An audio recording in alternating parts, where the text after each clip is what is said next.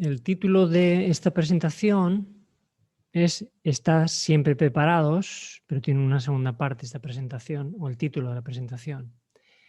Y lo primero que yo pregunto o preguntaba recientemente cuando compartí esto es, estas palabras son palabras de un texto bíblico. Y lo que yo preguntaba hace unos días a un grupo de personas era, ¿para qué creéis que tenemos que estar preparados?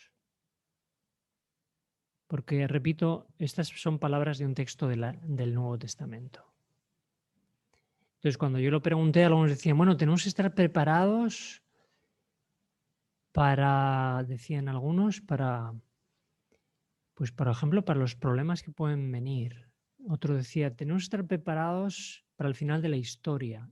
Y sí, todo el mundo daba buenas razones, pero en este caso, el texto bíblico dice siempre, no alguna vez, dice, estad siempre preparados para presentar defensa, que es algo que a veces no estamos preparados.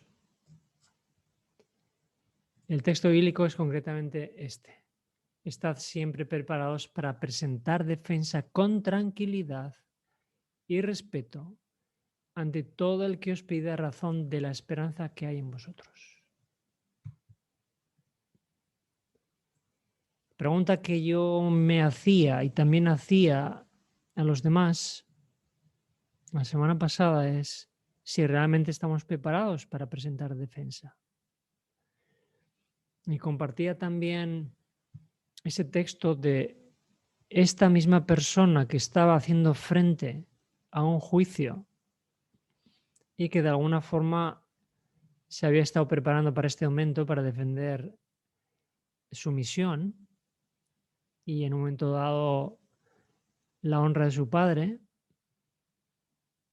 La pregunta es si nosotros estamos preparados para una situación en la que se nos exija dar explicación de lo que creemos y de lo que vivimos.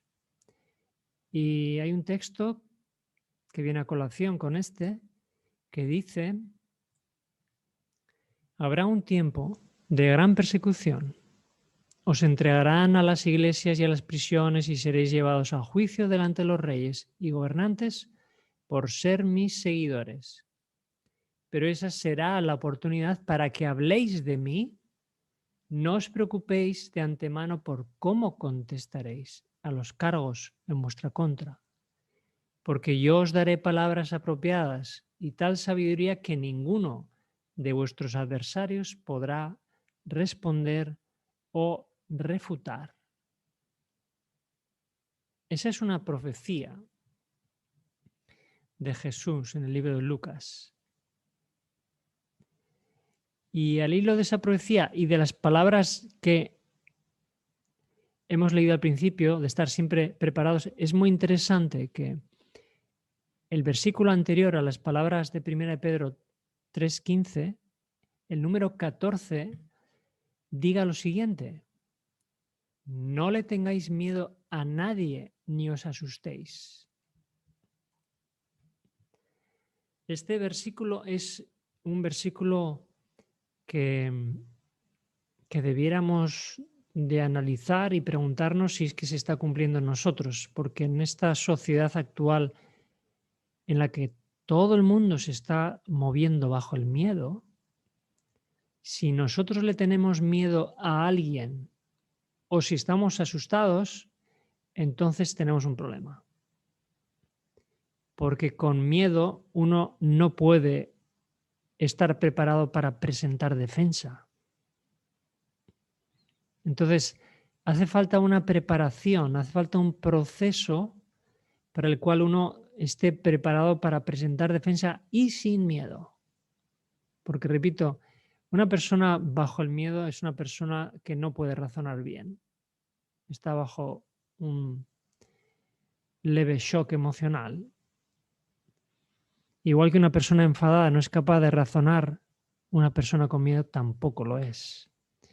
Así que para tener las condiciones adecuadas necesitamos tener un espíritu adecuado, necesitamos una obediencia previa, Necesitamos un servicio previo y entonces viene una consagración, que es la que nos hace estar preparados para presentar defensa. Y fíjate el proceso: espíritu, obediencia, servicio y consagración. Esto de lo que estamos hablando hoy es consagración. Sin el espíritu adecuado nunca habrá consagración, y sin la obediencia adecuada tampoco la habrá. Y uno tampoco se consagra quedándose sentado en la iglesia o en su casa sin hacer nada por los demás. Por eso el mismo Jesús, a pesar de que instruía a sus seguidores, me imagino que recordaréis, en un momento dado les va a decir a sus 12 discípulos: salid a trabajar, en Lucas 9. Y curiosamente, en Lucas 10, a un grupo de 70 les dice exactamente las mismas palabras: salid a trabajar. Ese es el resumen de lo que les dice. Pero la idea es que ellos tenían que salir a poner en práctica lo que iban aprendiendo. Jesús no vino aquí a enseñar teología a la gente. Jesús vino a enseñar cómo uno recibe el Espíritu, ese Espíritu le ayuda a uno a ser obediente y eso le lleva a servir. Y esto es lo que Jesús estaba pidiendo a los 12 y a los 70. Y el Nuevo Testamento está lleno de ejemplos de servicio, sin el cual uno no se consagra, insisto otra vez. El mismo Jesús, dice Filipenses 2:7, tomó la forma de siervo. O sea, él se hizo siervo. Se dice también que Moisés fue siervo. El mismo Pablo, él mismo dice a los corintios: me he hecho siervo. Me he hecho siervo.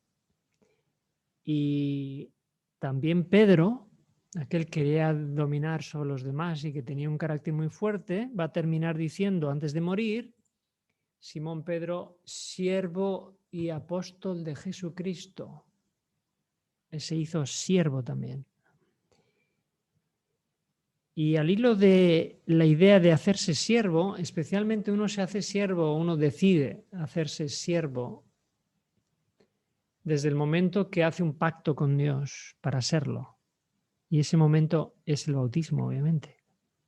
Por eso hay el texto de Romanos 6:20 que dice: al haberos bautizado, os habéis convertido en siervos de Dios.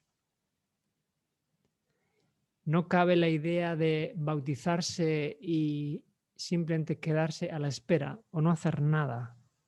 La idea es que el bautismo me catapulta o me lleva a servir a los demás. No pueden existir cristianos que se dediquen para sí mismos.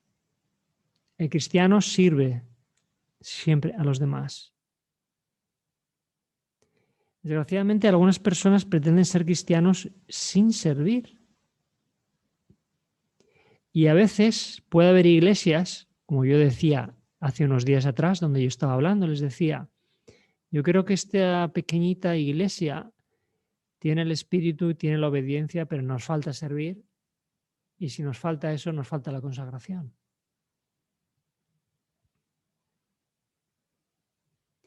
La pregunta que tenemos que hacernos es: ¿cómo tú estás sirviendo? Porque cuando uno no se hace siervo de los demás, lo que hace es hacer que los demás sean sus siervos. Y las iglesias están llenas de personas, como dije también, con el trasero caliente de tanto que están sentados. Se nos predica que somos salvos y entonces nos sentamos. Ni de rodillas ni de pie, sentados. Entonces es importante que tengamos en cuenta que nuestra vida espiritual debe estar directamente vinculada con un tiempo para servir o ayudar a los demás. Cada uno de una forma diferente. Nadie tiene la misma misión, pero es muy, muy importante que entendamos que si queremos ser realmente cristianos, si queremos estar en comunión con Dios, si recibimos su espíritu para que podamos obedecer, sí o sí, de alguna forma cada uno tiene que buscar de qué forma yo puedo servir a otros. Era lo que yo le decía esta semana a alguien con depresión. Yo le preguntaba a esta persona, ¿cómo puedes tú cómo puedes tú ayudar a alguien? Porque uno solo sale de la depresión no mirándose a sí mismo, pensando en sí mismo, cuidándose a sí mismo. Uno sale de una depresión cuando sale de su propia ventana, tiene que abrir la ventana para empezar a mirar fuera y empezar a primero creerse que uno tiene una misión en esta vida, que cada ser humano tiene una utilidad, cada ser humano tiene unos dones y tenemos que empezar a salir de casa para servir a los demás. Se puede servir con una llamada de teléfono, se puede servir también desde la casa, pero uno tiene que servir también fuera de su casa.